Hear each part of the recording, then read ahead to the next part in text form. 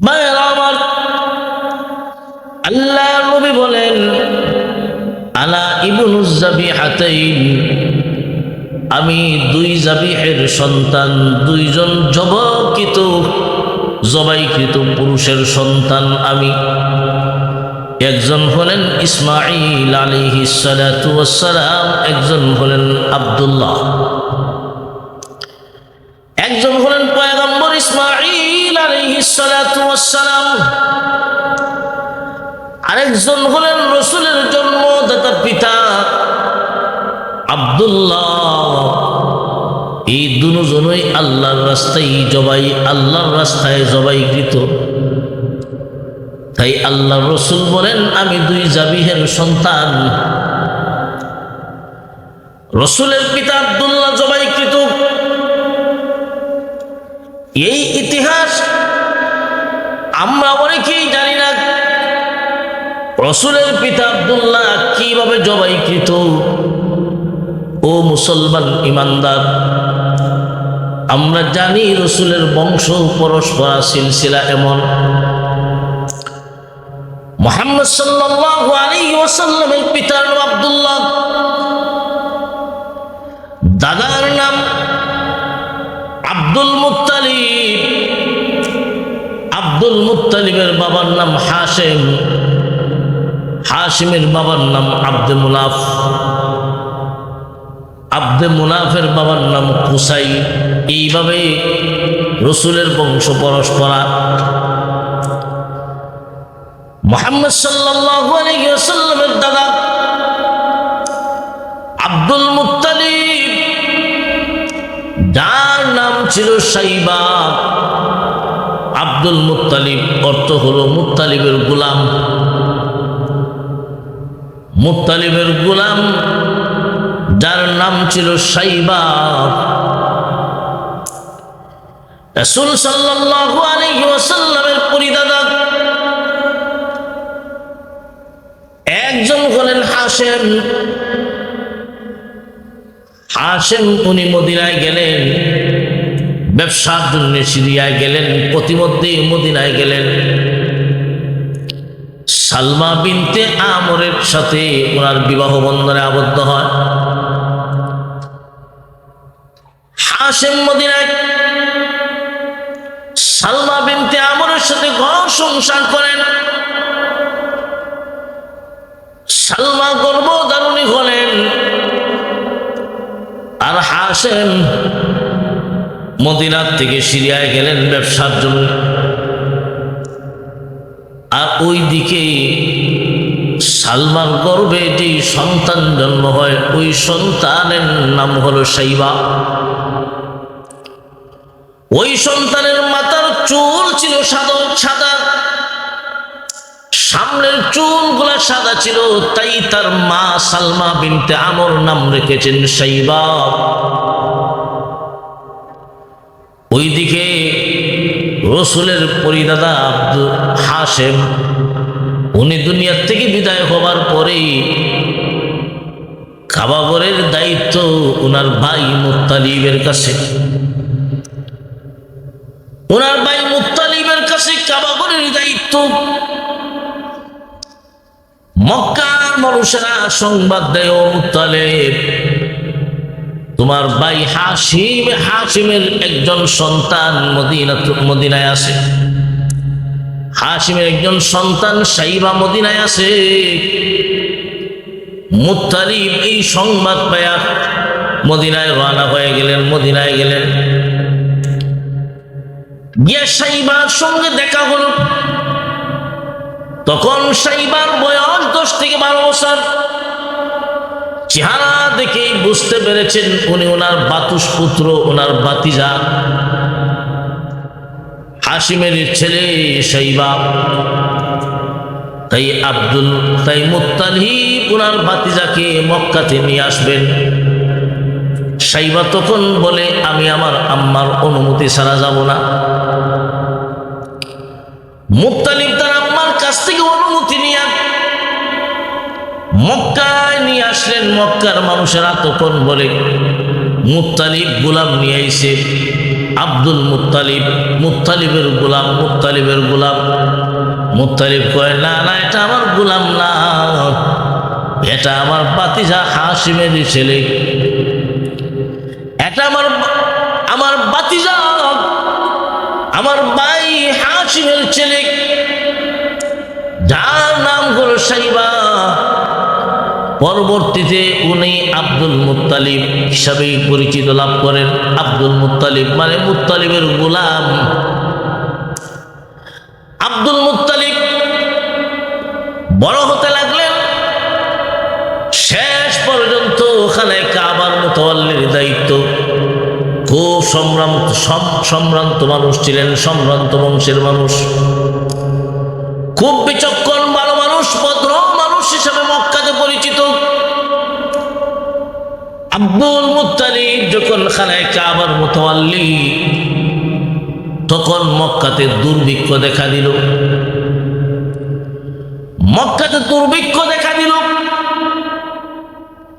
এইদিকে জমজম কূপ আর পানি দেয় না, জমজম কূপের পানি বন্ধ হয়ে গেল, বৃষ্টিপাতও হচ্ছে না, রহমতের বৃষ্টিও নাই।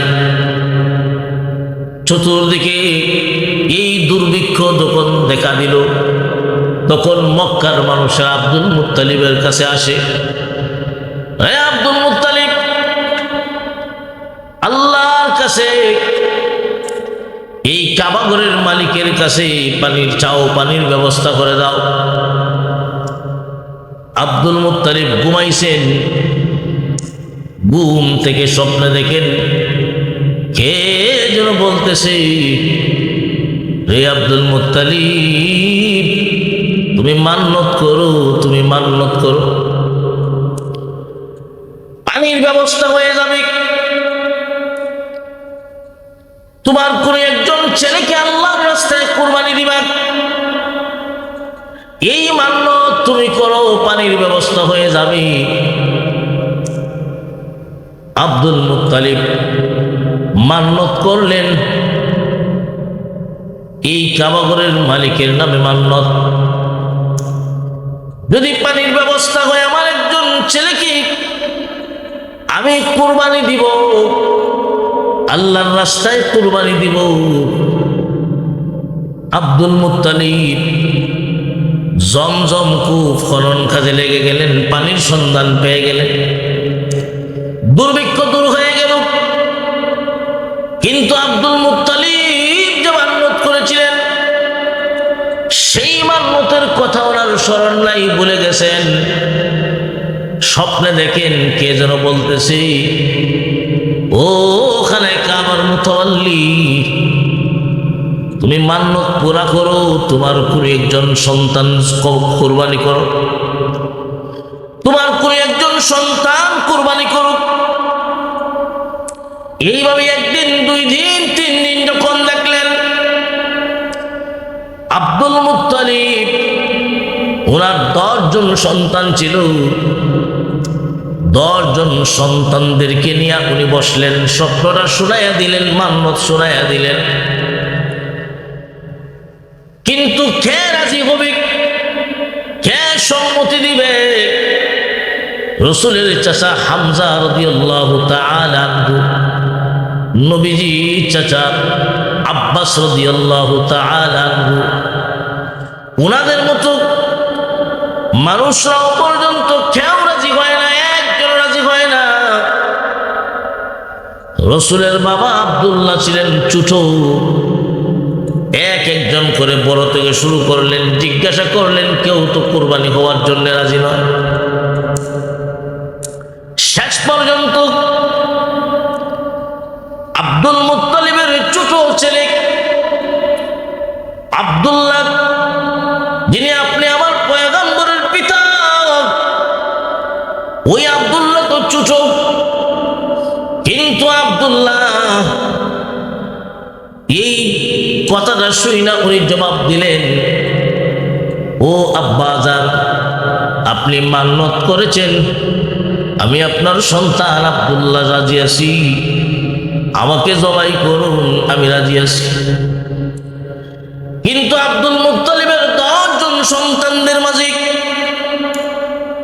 আব্দুল্লাহ ছিলেন খুবই সুন্দর, আব্দুল্লাহ ছিলেন সকলের কাছে ভালোবাসার পাত্র। নারী পুরুষ সবাই ভালোবাসত আব্দুল্লাহকে।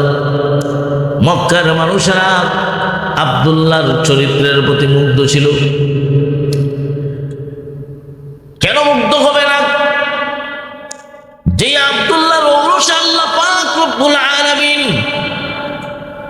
সরকার দু আলম দু জাহানের সর্দার বিশ্ব নবী রাহমাতুল লিল আলামিনকে প্রেরণ করবেন। এই আব্দুল্লাহর চরিত্র এমনই হওয়ার কথা, যার চরিত্রের প্রতি মক্কার মানুষেরা বড় মুগ্ধ ছিল। আব্দুল মুত্তালিব আব্দুল্লাহকে জবাই করার জন্য, মান্নত পুরা করার জন্য কাবা ঘরের সামনে যখন নিয়ে গেলেন, মক্কার নারী পুরুষেরা বাধা হয়ে দাঁড়াইল। না না, আব্দুল্লাহকে জবাই করতে দেওয়া যাবে না, আব্দুল্লাহকে জবাই করতে দেওয়া যাবে না। বিশেষ করে মক্কার একজন মহিলা, সুন্দরী মহিলা,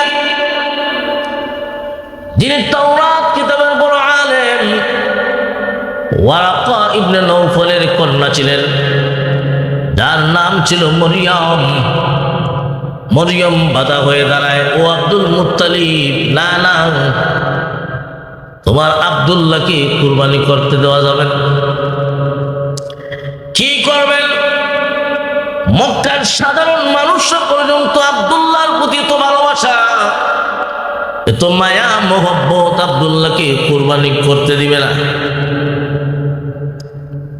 তখন তাওরাত কিতাবের আলেম, বড় বড় পণ্ডিতরা পরামর্শ দেয়, ও আব্দুল মুত্তালিব, একটা কাজ করতে পারেন, লটারি দিতে পারেন।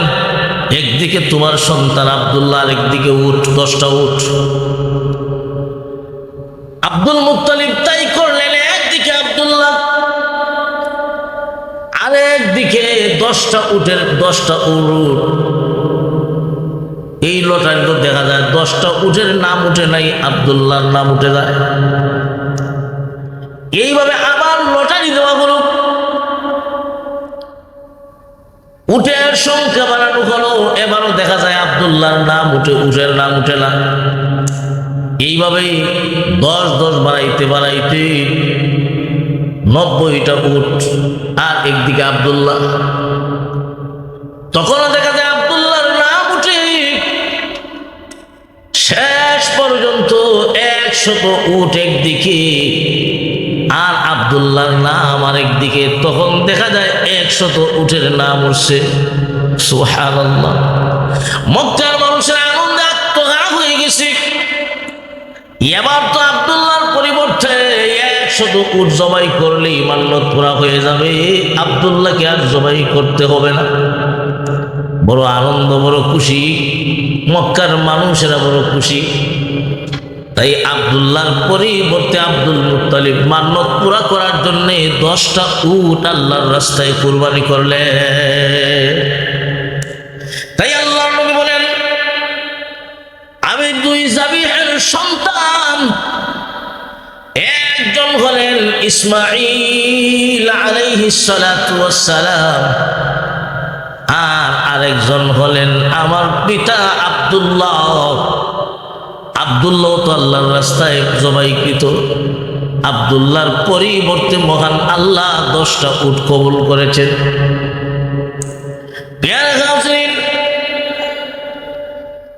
আব্দুল্লাহ রাসূলের পিতা, এত ভালোবাসার পাত্র, এত মায়া মহব্বতের পাত্র, মক্কার মানুষেরা বড় ভালোবাসত। আব্দুল্লাহর চরিত্রের প্রতি মুগ্ধ ছিল। শুধু তা নয়, আব্দুল্লাহর ঔরস যেহেতু বিশ্ব নবী জন্ম হবেন, তাই মহান আল্লাহ আব্দুল্লাহর কপালে এমন একটা নূর দিয়েছিলেন, অনেকে আব্দুল্লাহকে দেখেই চিনতে পারত। তার ঔরসেই আল্লাহ পাক আখিরি পয়গাম্বরের জন্মদান করবে।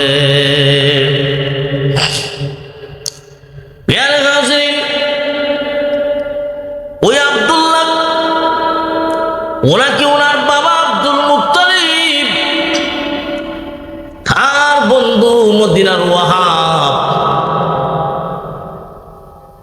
মদিনার ওয়াহাব, ওনার সাথে আব্দুল মুত্তালিবের বন্ধুত্ব ছিল। ওই ওয়াহাবের একজন মেয়ে ছিল দিনদার, ওই মেয়ের নাম ছিল আমেরা, যার সঙ্গে আব্দুল মুত্তালিব ওনার সন্তান আব্দুল্লাহর বিবাহ বন্ধনে আবদ্ধ করলেন। উনি প্রস্তাব দিলেন, আর ওয়াহাব আমেরার বাবা প্রস্তাব গ্রহণ করে নিলেন। আব্দুল্লাহকে বিয়া করাইছেন ওনার বাবা আব্দুল মুত্তালিব মদিনাতুল মুনাওয়ারা। তাই নবীজির নানার বাড়ি হলো মদিনায়, নবীজির নানার বাড়ি হলো মদিনায়, আমেনার বাবার বাড়ি হলো মদিনায়। বিশ্বনবী রাহমাতুল লিল আলামিন ওই মা আমেনা আর বাবা আব্দুল্লাহর ঔরসেই জন্মগ্রহণ করেন মক্কাতে। উনি যেই যখন জন্মগ্রহণ করলেন, এর আগেই মহান আল্লাহ আব্দুল্লাহকে দুনিয়ার থেকে উঠায় এনেছে। নবীজির জন্ম হওয়ার আগে আমেনা যখন অন্তঃসত্ত্বা, আমেনার গর্ভে যখন সরকার দো আলম বিশ্ব নবী, তখন আব্দুল্লাহ মদিনায় গিয়েছিলেন, শ্বশুর বাড়ি গিয়েছিলেন। সেখানে অসুস্থ হয়ে পড়লেন, আর ওই অসুস্থতাতেই রসুলের বাবা আব্দুল্লাহ দুনিয়া থেকে বিদায় হয়ে যান। ওই মদিনাতে ইন্তেকাল করেন, মদিনাতেই তাকে দাফন করা হয়। এখন আল্লাহ রসুল সাল্লাল্লাহু আলাইহি ওয়াসাল্লাম মায়ের পেটে রয়ে গেছেন, ভূমিষ্ঠ হন নাই। অর্থাৎ নবীজি মায়ের পেটে থাকা অবস্থায় মহান আল্লাহ ওনার আব্বাকে দুনিয়ার থেকে উঠায় এনেছেন। নবীজি জন্ম হওয়ার পরেই বাবা দেখেন নাই। শিশু নবী ইয়াতীম অবস্থায় দুনিয়ায় জন্মগ্রহণ করলেন, ইয়াতীম অবস্থায় জন্মগ্রহণ করলেন। যেই সন্তানের বাবা দুনিয়াত না থাকে, জন্মের আগেই যার বাবা মারা যায়, ওই সন্তান যখন ভূমিষ্ঠ হয়, তার চাচাদের কাছে, চাচা যারা, বাবার ভাই যারা, ওদের কাছে তার বড় মহব্বত থাকে। বিশ্বনবী রাহমাতুল লিল আলামিন এই দুনিয়াতে যখন ভূমিষ্ঠ হয়েছেন, রসুলের একজন চাচা ছিলেন আবু লাহাব। আবু লাহাবের একজন দাসী ছিলেন সুয়াইবা। ওই সুয়াইবা দৌড় দিয়া আবু লাহাবকে সুসংবাদ দেয়, ও আবু লাহাব, তোমার একজন ভাতিজা জন্ম হয়েছে আমেনার গর্ভে। আবু লাহাব বড় খুশি হয়েছে, আরে আমার ভাই দুনিয়াত নাই, আব্দুল্লাহ দুনিয়াত নাই, আমার ভাইয়ের সন্তান, ভাইয়ের ছেলে জন্ম হয়েছে। ভাতিজার জন্মের খুশিতে আবু লাহাব ওই বান্দি, ওই দাসী সুয়াইবাকে শাহাদত আঙ্গুল দ্বারা ইশারা করে এইভাবে আজাদ করে দিলেন, হে দাসী, আমার ভাতিজার সুসংবাদ দেওয়ার কারণে আমি তোকে আজ থেকে আজাদ করে দিলাম, মুক্ত করে দিলাম। কেমন খুশি হয়েছিলেন চাচা আবু লাহাব। এত খুশি হওয়ার পরেও রসুলের জন্মে আনন্দে আত্মহারা হয়েছেন, কথা ঠিক। জন্মের খুশি আবু লাহাবের চাইতে আর কে হতে পারে বেশি? আবু লাহাবের চাইতে তো কেউ বেশি খুশি হতে পারে নাই, খুশির প্রমাণ দেখাতে পারে নাই। নবীজির চাচা আবু লাহাব যেই পরিমাণ খুশি হয়েছেন, রসুলের জন্মের খুশিতে আনন্দে আত্মহারা হয়ে যেই ভালোবাসার প্রমাণ দেখাইছেন, এমন প্রমাণ পৃথিবীর ইতিহাসে কেউ দেখাইতে পারে নাই এবং কিয়ামত পর্যন্ত পারবেও না। জন্মের আনন্দে আনন্দিত হওয়ার পরেও আবু লাহাব নিজেকে জাহান্নামের আগুন থেকে রক্ষা করতে পারে নাই। কেন কেন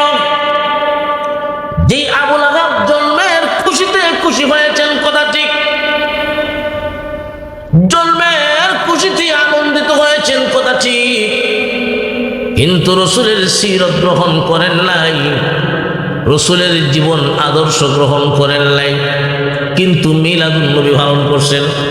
জন্মের খুশিতে, জন্মের বড় আনন্দে আত্মহারা হয়েছেন। জন্মের খুশি মিলাদুন নবীর খুশি। রসুল জন্ম হয়েছেন, এর খুশিতে আনন্দে আত্মহারা হওয়ার পরেও রসুলের সিরত গ্রহণ না করলে জাহান্নামের আগুন থেকে মুক্ত হবে না, জাহান্নামের আগুন থেকে নিজেকে রক্ষা করতে পারবে না। তার প্রমাণ হলো রসুলের চাচা আবু লাহাব। ও মুসলমান ইমানদার, বিশ্বনবী রাহমাতুল লিল আলামিন এই দুনিয়াতে ভূমিষ্ঠ হয়েছেন ইয়াতীম অবস্থায়। ইয়াতীম নবী, যার জিম্মাদার অভিভাবকের দায়িত্ব পালন করেন চাচা আবু তালিব। আবু তালিব নবীকে কেমন ভালোবাসতেন, কেমন মহব্বত করতেন।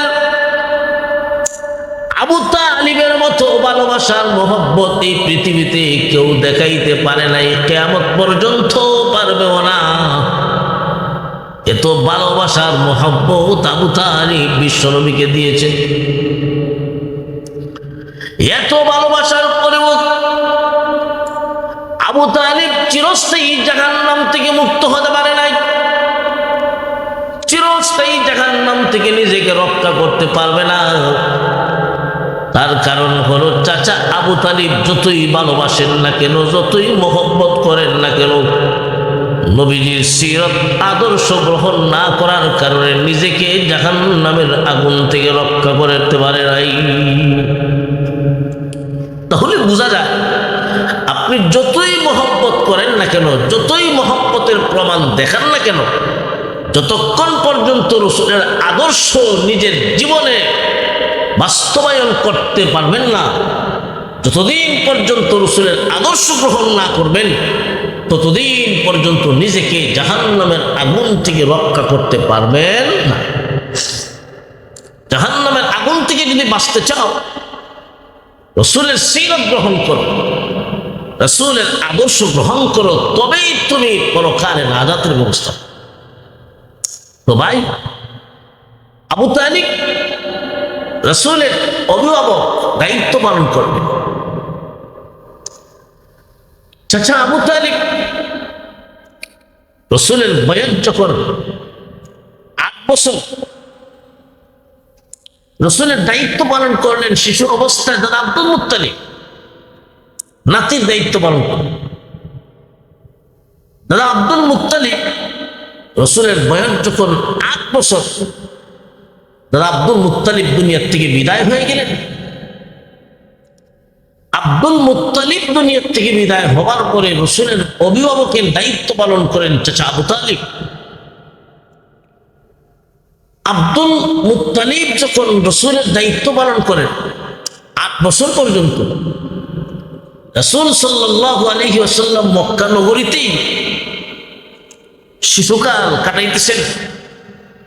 ছেলেরা খেলাধুলা করত, নবীজি যাইতেন ছেলেদের খেলাধুলা দেখতেন, নিজে খেলতেন না, রসুল দাঁড়িয়ে থাকতেন। ভাইয়েরা আমার, একদিন বিশ্বনবী রাহমাতুল লিল আলামিন মক্কার একটি মাঠে গেছেন, ছেলেরা খেলাধুলা করে, আল্লাহর নবীও দাঁড়িয়ে আছেন, খেলাধুলা দেখতেছেন। নবীজি খেলাধুলা দেখতেছেন। যখন সন্ধ্যা হয়ে যাবে, ছেলেদের অভিভাবক, কারো ভাই কারো বাবা ওই মাঠে যায়, তাদের ছেলেদেরকে নিয়ে আসে, তাদের ছেলেদেরকে নিয়ে আসে। আল্লাহ নবী তখন মনে মনে চিন্তা করেন, আমার সাথীদেরকে নেওয়ার জন্য তাদের অভিভাবক, তাদের আব্বা আসেন, কিন্তু আমি মুহাম্মদ এতদিন পর্যন্ত মাঠে আসি, কিন্তু আমাকে নেয়ার জন্য আমার আব্বা তো কোনোদিন আইল। আল্লাহ নবী এই কথা চিন্তা করে অন্তরে দারুণ আঘাত লেগে গেল। নবীজি কান্দেন, নবীজি কান্দেন, বাবার কথা স্মরণ হয়ে গেছে। আমার বাবা কোথায়, আমার বাবা কোথায়? এই সংবাদ যখন রসুলের মা আমেনার কাছে আসলো, রসুলের মা আমেনার কাছে আসলো, আমেনা দৌড় দিয়া ওই মাঠে গেছেন, গিয়া দেখেন নবীজি কান্দেন। আমেনা বলেন, বাবা তোমার কি হলো? শিশু নবী তখন বলেন, মা আজকে আমার অন্তরে দারুণ আঘাত লেগেছে। আমি তাকায় দেখি প্রতিদিন আমার সাথীদেরকে নেয়ার জন্য তাদের বাবা খেলার মাঠে আসে, তাদেরকে নিয়ে যায়, কিন্তু আমাকে নেয়ার জন্য আমার আব্বা তো কোনোদিন আইল না। ও মা, আমার আব্বা কই গো, আমার আব্বা কই? আমরা কি বলবেন, কিভাবে বুঝাবেন? আমরাও কান্দে। শিশু নবীকে খেলার মাঠ থেকে বাড়িতে নিয়ে আসেন আর বুঝায়, বাবারে তোর বাবা মদিনাতুল মুনাওয়ারাতে, আয় তোকে নিয়ে যাবো তোর বাবার কাছে। দাদা আব্দুল মুত্তালিবের কাছে অনুমতি নিয়ে আমেনা শিশু সন্তান মুহাম্মদকে নিয়া, আর একজন বাদী ছিল ওনার উম্মে আয়মান, উম্মে আয়মনকে সঙ্গে নিয়া রওনা হয়ে গেলেন মদিনাতুল মুনাওয়ারা। মদিনায় পৌঁছার পরে আব্দুল্লাহর কবর দেখা নেই। আমেনা ইশারা করে দেখায় দিলেন, বাবা মুহাম্মদ, তোমার বাবা আব্দুল্লাহর কবর, এটা তোমার আব্বা আব্দুল্লাহর কবর। শিশু নবী কবরের উপরে এইভাবে দুইটা হাত দিয়া উপর হয়ে শুয়ে পড়ছে। ডাক দেন, বাবা গো, আজ এতদিন ধরে এত বড় হইলাম, জীবনে কোনোদিন তোমার চোখ দেখতে পারি নাই, জীবনে কোনোদিন তোমাকে আব্বু বলে ডাকতে পারি নাই। নবীজি কবরের মাটিতে এইভাবে ধরে কান্দে, কিন্তু জবাব নাই, জবাব নাই। বিশ্বনবী রাহমাতুল লিল আলামিনের বয়স 6 বছর। বাবার কবরে কান্নাকাটি করলেন। আমেনা বাবার কবর দেখায়া নিয়ে আসবেন, আবার মক্কাতে নিয়ে আসবেন, বাবার কবর দেখাইছে। রওনা হয়ে গেলেন, মক্কাতে আসবেন 3 জন মানুষ, আমেনা এবং উম্মে আয়মন এবং শিশু নবী মুহাম্মদ। মদিনা থেকে রওনা হয়েছেন, মক্কাতে আসবেন, গিয়েছেন বাবার কবর দেখার জন্য। মক্কা এবং মদিনার মাঝখানে একটা জায়গা, যেই জায়গাটার নাম হলো আবওয়া। ওই আবওয়া নামক স্থানে এসেই মা আমেনা অসুস্থ হয়ে পড়েন। এমন অসুস্থ হয়ে পড়লেন, ওই অসুস্থতাই ওনার দুনিয়ার থেকে বিদায়ের কারণ হয়ে যায়। মা আমেনা মাটিতে শুয়ে আছেন, আর উম্মে আয়মনকে ডাক দিয়া বলেন, রে উম্মে আয়মন, আমার মনে হয় আমি আর দুনিয়াতে বাঁচব না, আমার মনে হয় আমি আর দুনিয়াতে বাঁচব না। আমার সন্তানটাকে তোর হাতে তুলে দিলাম, আমার সন্তানকে কোনোদিন মায়ের অভাব বুঝতে দিবি না। আমেনা মুহাম্মদকে খুলে নিয়ে বুকের সাথে টান দিয়া ধরে, বাবা মুহাম্মদ, আমার মনে হয় আমি আমার জীবনের শেষ প্রান্তে পৌঁছে গেছি। রে বাবা, আমার মনে হয় আমি আর দুনিয়াতে বাঁচব না। শিশু নবী হাউমাউ করে কান্দে, ও মা, আমি জন্মের পরে বাবা দেখি নাই, আজকে গিয়েছিলাম বাবার কবর দেখতে, রাস্তায় বুঝে আজকে তোমাকে হারাইব।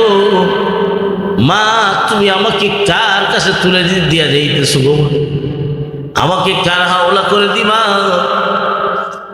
আমেনা তখন ডাক দিয়া গো, মুহাম্মদ কান্দিস না, কান্দিস না। উম্মে আয়মনকে ডাক দিয়া, উম্মে আয়মন, আমার সন্তানের হেফাজত করবে, দেখাশোনা করবে, আমার সন্তান মুহাম্মদকে কোনোদিন মায়ের অভাব বুঝতে দিবে না। ওই আবু আনা মুস্তারি নবীজির মা আমেনা ইন্তেকাল করেন, এখানেই ওনাকে দাফন করা হয়। উম্মে আয়মন শিশু নবীকে নিয়ে মক্কাতে আসলেন। তখন রসুলের অভিভাবক তার দাদা আব্দুল মুত্তালিব, রসুলের বয়স যখন 8 বছর, দাদা আব্দুল মুত্তালিব দুনিয়ার থেকে বিদায় হয়ে গেছেন। বাবাও নাই, জন্মের আগেই বাবা নাই। 6 বছর বয়সে মা নাই, 8 বছর বয়সে দাদা আব্দুল মুত্তালিব নাই। এরপরে নবীজির অভিভাবকের দায়িত্ব পালন করেন চাচা আবু তালিব। চাচা আবু তালিব 8 বছর থেকে দায়িত্ব পালন করে নবীজির 50 বছর বয়স পর্যন্ত, প্রায় 42 বছর নবীজির সাথেই ছিলেন চাচা আবু তালিব। সুবহানাল্লাহ। বিশ্বনবী রাহমাতুল লিল আলামিন চাচা আবু তালিবের কাছে বড় হতে লাগলেন।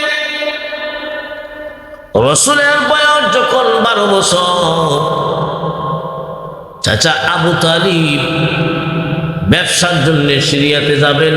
আর এবার সিদ্ধান্ত নিয়েছেন ভাতিজা মুহাম্মদকে সাথে নিয়ে যাবেন। ভাতিজা মুহাম্মদকে সাথে নিয়ে যাব,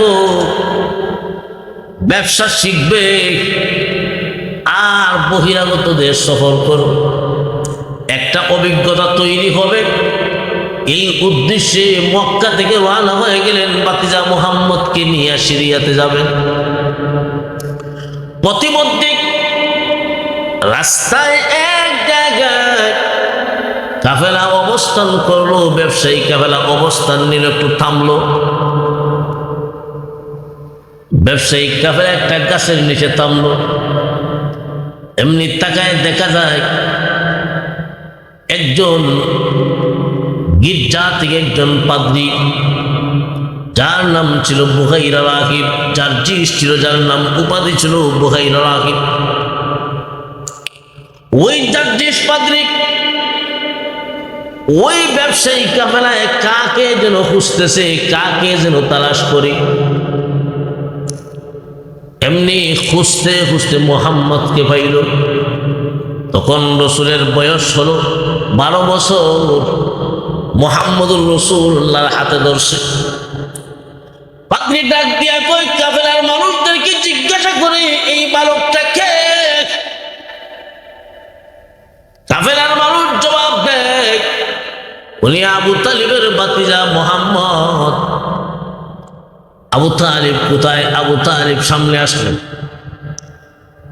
আবু তালিবকে ডাক দিয়া কয়, ও আবু তালিব, উনি কি তোমার ভাতিজা মুহাম্মদ? তার বাবার নাম কি? আব্দুল্লাহ। কহ। তার মায়ের নাম কি? আমেনা। কহ। বাড়ি কি? মক্কায়। হ। হে আবু তালিব, তোমার ভাতিজা মুহাম্মদ আখিরি জামানার পয়গম্বর হবে।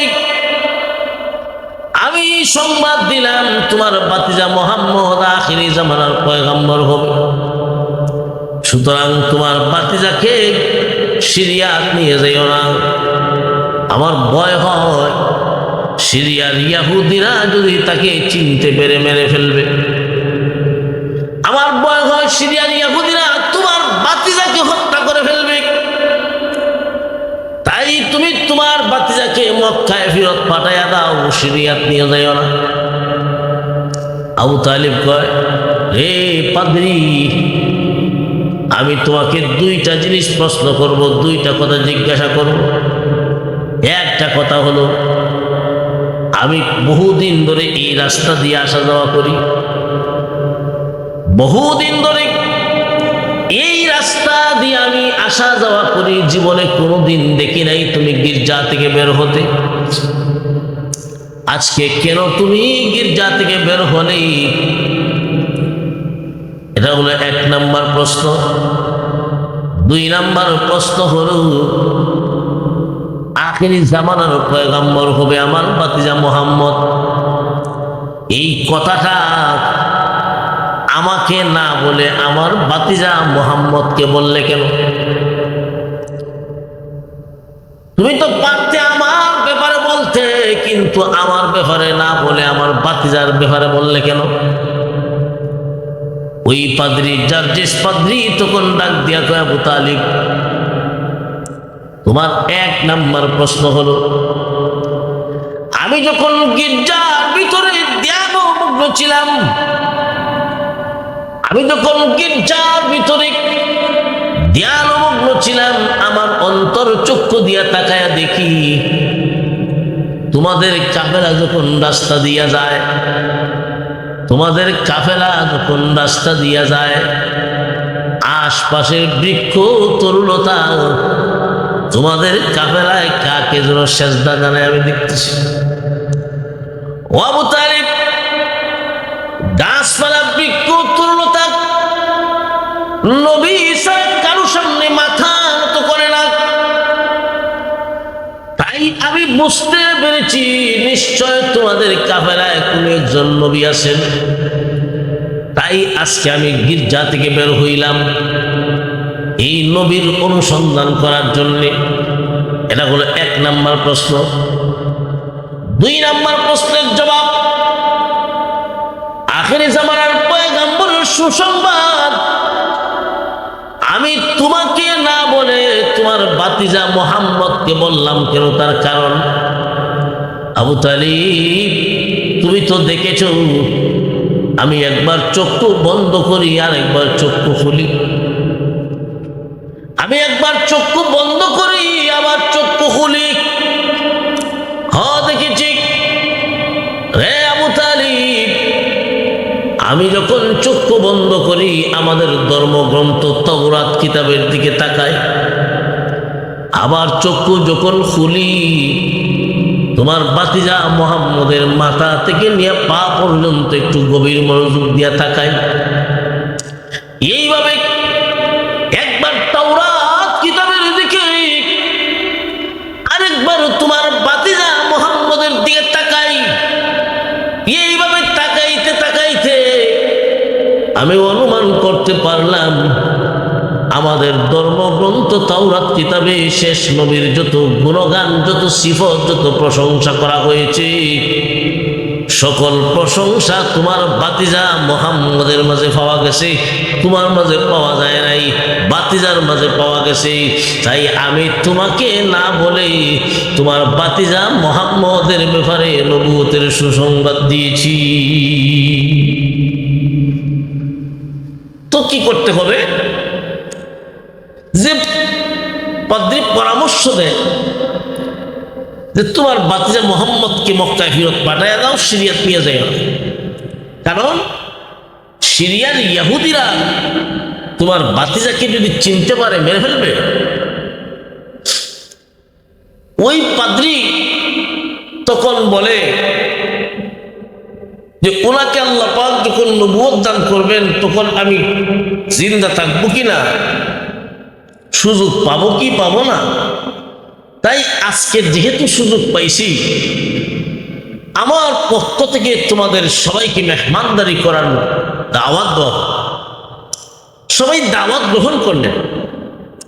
ওই পাদ্রীর পক্ষ থেকে দাওয়াত, পাদ্রীর বাড়িতে দাওয়াত হবে। পাদ্রী তো দাওয়াত দিয়েছে মূলত শিশু মুহাম্মদুর রাসূলুল্লাহ সাল্লাল্লাহু আলাইহি ওয়াসাল্লামের কারণে। তো ব্যবসায়িক কাফেলা, ওই কাফেলার মানুষেরা ওই পাদ্রীর বাড়িতে খাবার খাওয়ার জন্য গেল, আর ওইদিকে ব্যবসায়িক মালামালগুলা দেখাশোনার দায়িত্বে মুহাম্মদকে রেখে দেন যে মুহাম্মদ তুমি থাকো, ব্যবসায়িক কাফেলার মালামাল দেখাশোনা করবা। মুহাম্মদ তো ছোট, আর বড় বড় লিডাররা, বড় বড় ব্যবসায়ীরা ওই পাদ্রীর বাড়িতে গেছে। তখনকার সময় কমিউনিটি সেন্টার ছিল না, ঘরের ভিতরে দাওয়াতের আয়োজন, বেশি মানুষকে খাওয়ানোর ব্যবস্থা ছিল না। গাছের নিচে, সবাই গাছের নিচে বসে। আরবের মরুভূমির রৌদ্র, কেমন তাপ, কেমন গরম, সবাই গাছের ছায়ার নিচে বসছে, দাওয়াত হবে। যে আগে যায় সেই ছায়ার নিচে বসে, বসতে বসতে ছায়া, গাছের ছায়ার নিচে জায়গা নেয়। আর ওইদিকে পাদ্রী দেখতেছে আমি যার উসিলায় দাওয়াতের আয়োজন করছি উনি কই, মোহাম্মদকে দেখতেছে না। জিজ্ঞাসা করলো তোমাদের সাথে মোহাম্মদ কই? মোহাম্মদ তো ওই কাফেলার মালামাল দেখাশোনার দায়িত্বে আছেন, ওনাকে রাইকে আসছে। পাত্রী তখন ডাক দিয়া কয়, শুনেন, যার উসিলায় আমি খাবারের আয়োজন করছি তাকে না আনিয়া তোমরা দাওয়াত খাওয়ার জন্য আসছো, খোদার কসম করে বলি যতক্ষণ পর্যন্ত ভাতিজা মোহাম্মদকে না আনা হবে ততক্ষণ পর্যন্ত তোমাদের কাউকে একটা খাবারও দেওয়া হবে না। তখন ব্যবসায়ী কাহারা বুঝছি ভাতিজারে না আনলে খাওয়ানো হইত না। ভাতিজারে নিয়ে আসো। তো মুহাম্মদ আইসেন, 12 বছর বয়স, মুহাম্মদ রাসূলুল্লাহ সাল্লাল্লাহু আলাইহি ওয়াসাল্লাম। গাছের ছায়ার নিচে তো জায়গা নেই, আল্লাহ রসুল বসছেন রোদ্রে। আল্লাহু আকবার। তাকায় দেখা যায় আল্লাহ রসুল যখন রোদ্রের মাঝে জায়গা ফেলেন, বসলেন। যেই সমস্ত বড় বড় লিডাররা গাছের ছায়ার নিচে বসছে, নবীজি বসবেন গাছের ছায়ার নিচে, জায়গা নাই। আল্লাহ নবী বসছেন রৌদ্রের মাঝে। কিছুক্ষণের মাঝেই দেখা যায় গাছের ছায়াটা ঘুরে ঘুরে আল্লাহ নবীর মাথার উপর দাঁড়িয়ে আছে। সুবহানাল্লাহ। রসুলের বয়স 12 বছর, সবাই গাছের ছায়ার নিচে বসছে আর রসুল রোদ্রে বসলেন। আর ওইদিকে গাছের ছায়া ঘুরে ঘুরে আল্লাহ রসুলের মাথার উপর এইভাবে ছায়া দিতেছে।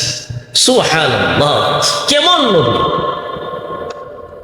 ও ভাই, আপনি আমার নবী মুহাম্মদুর রাসূলুল্লাহ সাল্লাল্লাহু আলাইহি ওয়াসাল্লামকে আল্লাহ পাক ইয়াতীম অবস্থায় এই দুনিয়াতে পাঠাইছেন, যার অভিভাবকের দায়িত্ব স্বয়ং আহকামুল হাকিমিন মহান আল্লাহ নিজ কুদরতি ভাবে করছে। আল্লাহ পাক রব্বুল আলামিন আমাদের সবাইকে মুহাম্মদুর রাসূলুল্লাহ সাল্লাল্লাহু আলাইহি ওয়াসাল্লামের খাঁটি উম্মত হিসাবে তাকার তৌফিক দান করুক। সকলে বলুন আমিন।